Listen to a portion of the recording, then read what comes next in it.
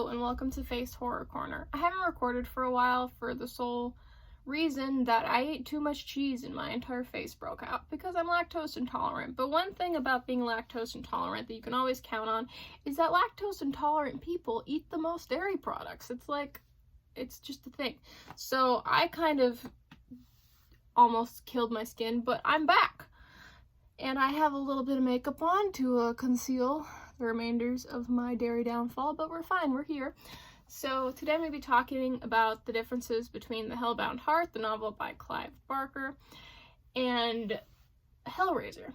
So both of them are very similar, and to be honest, there's a lot of movies where I'd recommend you read the book first, or there's just plots that don't make sense in the movie that make sense in the book, and the Hellbound Heart and Hellraiser are not like that. They are so similar that you could get away with just reading the book or just watching the movie.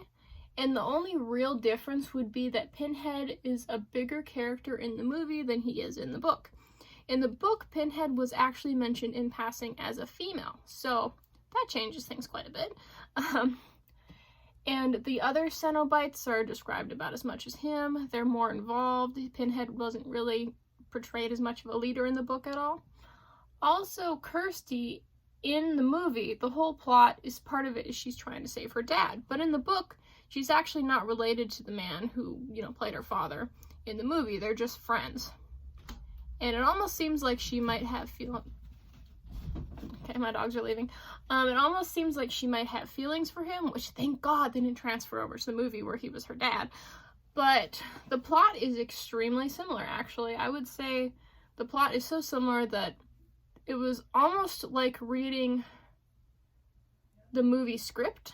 So much so, that's why I'm saying that it's not really worth reading the book if you're watching the movie, or vice versa. A lot of things, apparently Maze Runner, The Hunger Games, quite different if you read the book, but yeah, it's not like that for Hellraiser. But then there is the sequel to the Hellbound Heart called The Scarlet Gospels. Honestly, I like Clive Barker's work quite a bit. It's not really worth reading the sequel just because it's overhyped. And the character of Pinhead in the sequel to the Hellbound Heart, Scarlet Gospels, he just does not seem the same.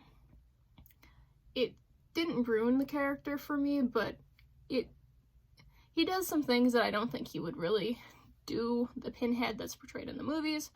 But yeah, so basically the point of this is that if you are gonna watch Hellraiser and you like Hellraiser, you should go ahead and read the Hellbound Heart. It's a short novel.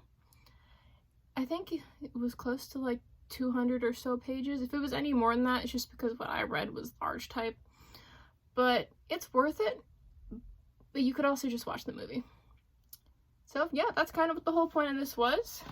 I'm not trying to discourage you from reading. God knows people need to read a lot more than they do. But yeah, Frank and the plot line with Frank and Kirsty's father's wife is the same. There's really not any changes in that at all. I think Frank was a little scarier in the movie than the book, to be honest. But one thing about the book is it goes into more detail about the suffering Frank went through in hell, versus in the movie, they really couldn't figure out how to portray that. It's already complicated enough to, film the torments of hell. So it portrays a little better his torments in the book. But that's not really that important. It just makes it slightly scarier. Anyways, I hope you guys are having a good day or a good night. And let me know if there's any other topics you want me to cover. And yeah, so I hope you all are doing well. Thanks for catching up. Bye.